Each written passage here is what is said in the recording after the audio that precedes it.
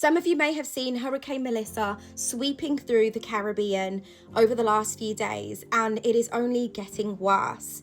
It's currently going over Jamaica right now, and Jamaica is where my family come from. Some of you may know that already, and my father is currently there, and I'm asking you to partner with me to pray for his safety, but not only him, but for the people in the Caribbean and where this storm is heading next. It is currently at a Category 5 storm, which is the worst storm that anyone can experience. And considering Jamaica is such a small island, the fact that the eye of the storm and that has now reached Jamaica and it's now reached Category 5 is really concerning.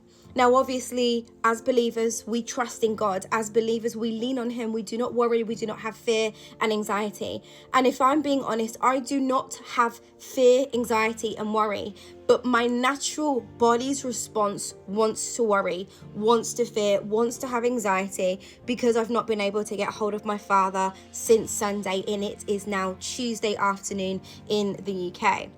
So I'm asking you to partner with me to pray for those people, to pray for my father, to pray for everyone, to pray that there's no more deaths, to pray that there'll be no more harm that is sustained, that there will be no more damage to people's properties, and that people will be safe, and that actually God will rescue and help his people.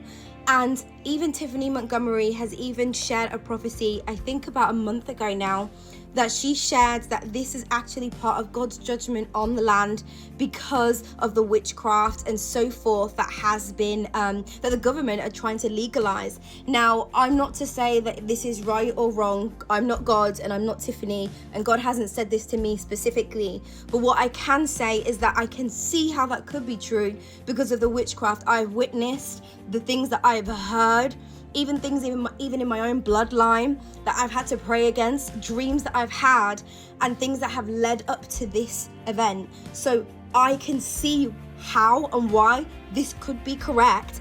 But Tiffany Montgomery also said that we can pray to stop this. We can pray against this. We can pray and ask God to put a stop to this. We can pray and ask God to have grace and mercy upon the land. In fact, upon the entire Caribbean and wherever else this storm is intended to go to.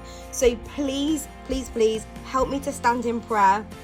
Like I said, my father is there right now. I've not been able to get hold of him. So I really, really need you to pray.